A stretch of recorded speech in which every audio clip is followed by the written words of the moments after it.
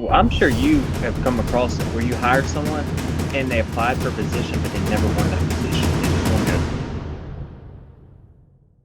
Welcome back, everybody. Joe Everest, the fence expert.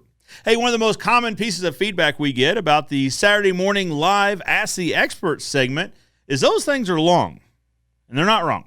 They last about 3 hours, 2.5 to 3 hours. Sometimes, a few weeks ago, Caleb and I got into a pretty good discussion about marketing. I think it lasted closer to 4 hours.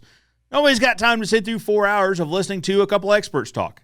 I get it. So Jeremy's created a new segment just for you guys called Hot Takes. It's usually a shorter segment of the longer conversation, basically hitting the hot topics, if you will, of that live segment. So without further ado, here comes this week's Hot Take. But seriously, it's watching you interact with them is impressive. It really, really is. Let's talk about, so on the vein of employees and hiring, tell me, so what does your interview look like? So say you're hiring for a certain position. What does that interview process look like?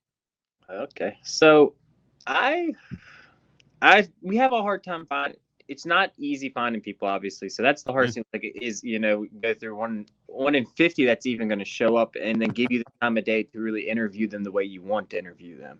Yeah. But if I do get a good person that wants to be a team member, it would start off with just like, so what are your life goals? What do you see yourself doing in 5 years from now? And then they would tell me, well, I really want to find a career. Me and my girlfriend might want to get married or, blah, blah, and start talking about their life. And then I'm like, oh, that's awesome. I love going to the lake. What lake do y'all go to? And we just start to connect there. So it's not so awkward when we get into the other questions. So I really build a friendship with them at first. And then after I build a friendship, I ask them, what skills do you have? What skills do you want to work on? What skills would you like to have?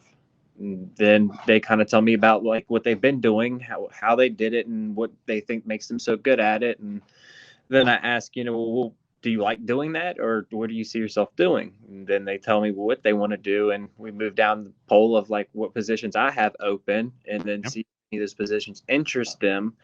And if they do, we see how well it fits. And my interviews go pretty fast. They're only about 30 minutes, maybe an hour. I don't talk a whole bunch about the job because I'm more worried about the person than I am about the job.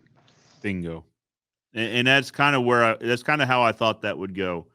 Just like I said, seeing how your culture works and we're much the same, but I like the fact that you started off not even about the position, right? Tell me about yourself. What I like asking is like, tell me about the job you love the most. Like I see in your resume, you've had some jobs.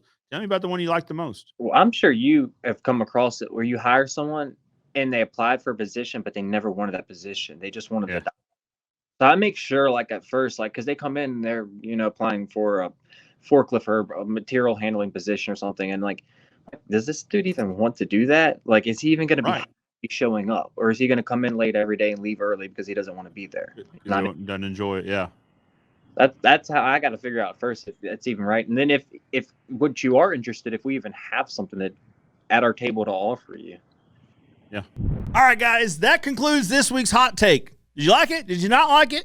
Do you like the format? Do you not like the format? Let me know in the comments below. We're still figuring this out, and we could use your help.